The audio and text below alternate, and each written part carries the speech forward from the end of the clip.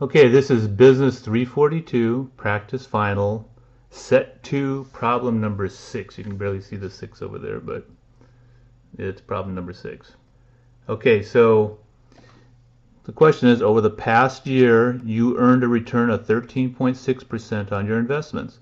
During that period, the inflation rate was 4.8% and the risk-free rate of return was 5.1%. What was the actual real rate of return? What actual real rate of return did you earn? Okay, so on the problem before, sorry about that, that wasn't all written on there. You can see it's talking about the inflation rate. Okay, remember, we did a problem previously and they showed you the inflation rate, but you were just figuring out the return, the risk premium. The risk premium has nothing to do with the inflation rate. You don't adjust that for inflation. It's just the amount of return that you're getting above the risk-free rate for your investment, right? This case, they want to know what the real rate of return is. Okay, so they don't ask you anything about the risk premium. In this case, they gave you too much information. They tell you that you earned 13.6% on your investment. During that period, the inflation rate was 4.8% and the risk-free rate of return was 5.1. Well, the only reason you would need the risk-free rate is if they asked you to figure out the risk premium and then what's the adjusted risk premium, the risk premium adjusted for inflation. Remember, the risk premium is just the difference in the amount of return you get over the risk-free rate for your risky investment, like a stock. Okay, that's just a risk premium, like it says. So you don't really need to figure out the inflation-adjusted risk premium. That doesn't make any sense. Okay, what they're telling you is you got a return. This is the return on your investment. Okay, 13.6%. But and that's called the nominal rate. They want the real rate of return. When you see real rate of return, that means that they're talking about an inflation-adjusted rate. So basically, and I refer to it on here, I talk about page 34 of your workbook, the Fisher effect they call it. But they give you the formula. Let me back this off a little bit. They give you the formula to figure out the risk-free rate. Okay? Don't mind this star. That was from something when I was just reading it a long time ago. And basically it says that R, capital R, is going to be the nominal rate, little r is the real rate, and h is the expected inflation rate. So 1 plus the nominal rate equals 1 plus the real rate times 1 plus the inflation rate.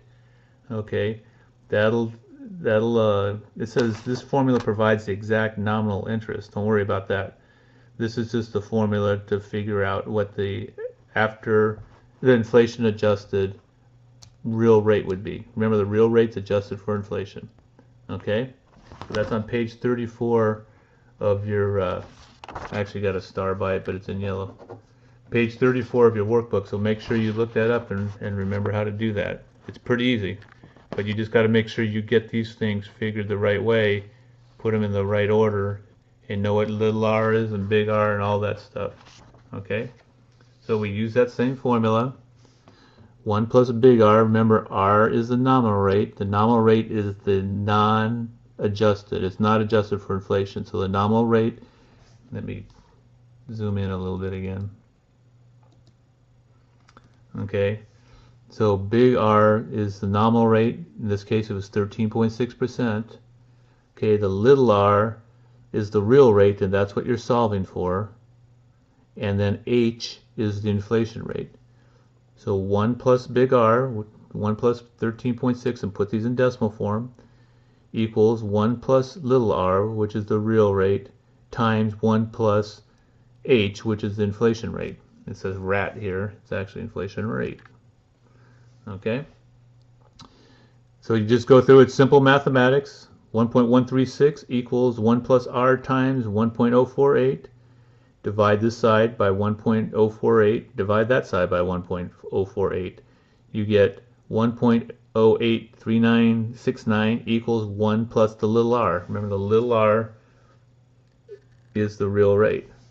Just subtract the 1 from both sides. You get 0.084 equals the little r. So the little r is 8.4%. And I go on to say in here, remember on page 34 of your workbook is where you see that formula. This time they asked for the actual real rate of return. When you see real rate, that means it's adjusted for inflation. So the real rate is the nominal rate adjusted for inflation. They don't ask for the risk premium. So you know, them giving you the risk-free rate of 5.1% is just too much information. You didn't need it.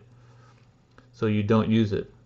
You just earn 13.6% nominal, and you figure out the actual real rate, which is what we did.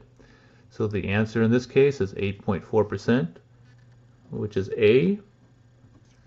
So that's Business 342, Practice Final, Set 2, Problem number 6. I don't know why that's out of focus right there. Wow, that's really out of focus. Hopefully you can see that in the problem. Let me back that up a little bit. I don't know why that is out of focus.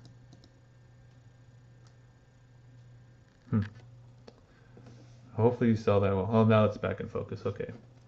So if you have any questions, let me know.